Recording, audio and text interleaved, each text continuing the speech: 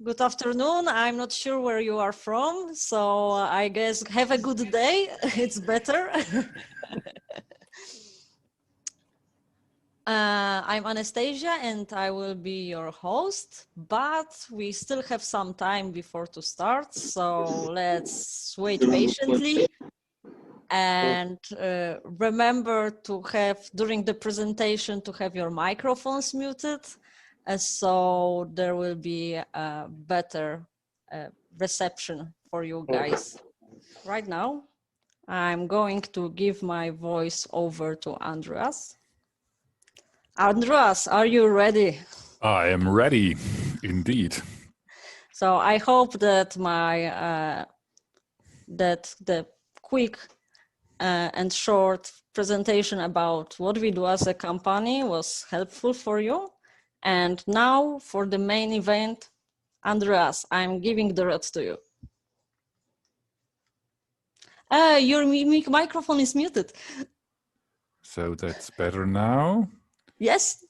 And I would like to share my screen.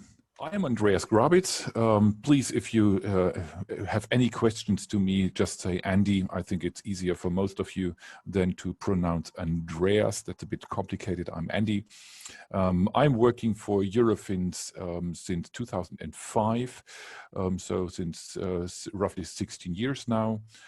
I've been involved in different functions within Eurofins, and since 2018, so around 2 years now, I'm heading the Department of Packaging Materials in Hamburg. So I'm located in the northern part of Germany.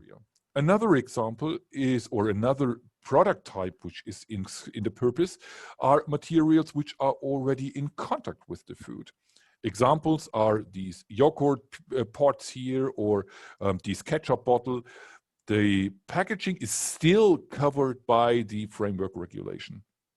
And last but not least, and that is often the most critical part, also materials which are not intended, but which everybody knows that they come into contact, are also covered. Here are some examples. This napkin here, where we place a cake on, or this is a picture from Burger King, where you can see we have a printed paper sheet on the tablet, where we know that the French fries are falling onto the paper, onto the printed paper. This is also a food contact paper. Even if the intention is not that the French fries or the ketchup is placed onto the paper leaflet, it is not the intention. You have never planned it. But we know if we go into a Burger King or into a McDonald's, we know that exactly this happens. Or it is covered also by the framework regulation. In Article 3, we find some general requirements. So what requirements do we need to have for all of these materials you can see here on top?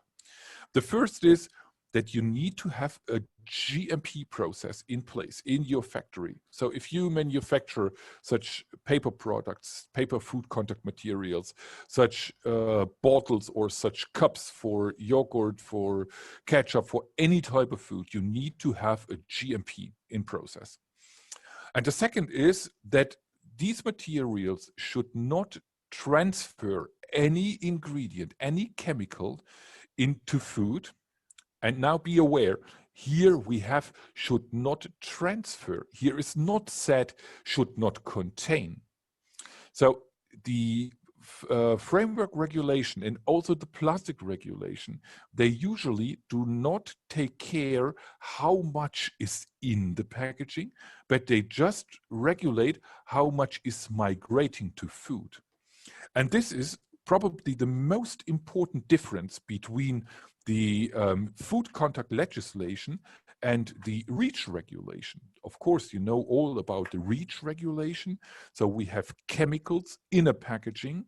And if you are above a certain limit, especially for SVHC, for these very dangerous substances, you have a labeling, you need to declare that there is something in. In food contact, we do not take care how much is in. We just take care how much is migrating, how much is transferred from the packaging to the food. And this migration, this transfer should not, A, endanger human health, so it must not be toxic. It must not bring about an unacceptable change in the composition of the food. And last but not least, a deterioration in organoleptics. Organoleptics means taste and smell of the food. So if you have such a paper product like this one here with the cake on it, then the cake should taste and should smell and should look like a cake and not taste of paper or of printing inks or something like that. So these three fundamental requirements, the health, the toxicity, the unacceptable change in the composition, and the smell and taste of food. This is the fundamental requirements from the framework regulation. If we look into Article 16, here we see the declaration of compliance. So for each material in contact with food, especially with paper and with plastic, we need to have a written declaration of compliance. I will show you later on a bit what is the content of a declaration of compliance. And in Article 17, we see the traceability. You should always be able to trace back from where did you get the raw materials and who was your customer. I think that's no problem. That's self-explaining nowadays. In Annex 1 of the framework regulation, we have a list of materials which can be covered by specific measures, by specific laws. To be honest, in fact, we only have 4 where we have such a legislation. Active and intelligent packaging, the ceramics I mentioned already, the plastics, and the regenerated cellulose. I showed you also the lacquers and coatings regulation and the rubber, where we have a single limit. For rubber, there is only a limit for the nitrosamines. And for the lacquers and coating, there is only a limit for batch, but that's it. This is not a full legislation for lacquers and coating or a full legislation for rubber. No, it's just for nitrosamines and for batch. Beside that, if we don't find something on an EU level, and I've learned from you from the introduction at the beginning that also some of you manufacture paper and board, we have some national legislation. Here we have a Netherlands regulation, or here we have a French regulation, we have the Spanish regulation.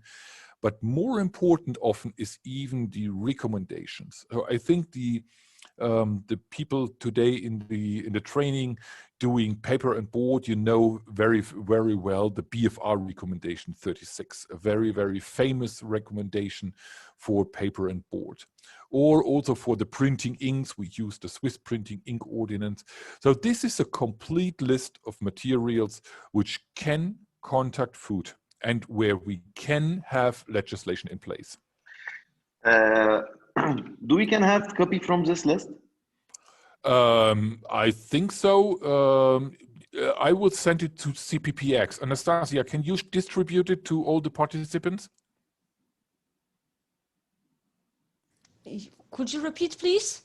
I will send you the presentation of today. Can you share it with all the participants of today? Of course. Yeah. The presentations will be available for all of you. We just need you write email to us asking about it, and then we will reply with this presentation, obviously.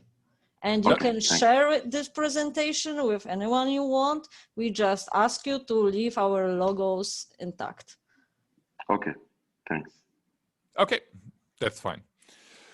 So let me briefly summarize what is the framework regulation about. So we have a very comprehensive definition of food contact. What is a food contact materials?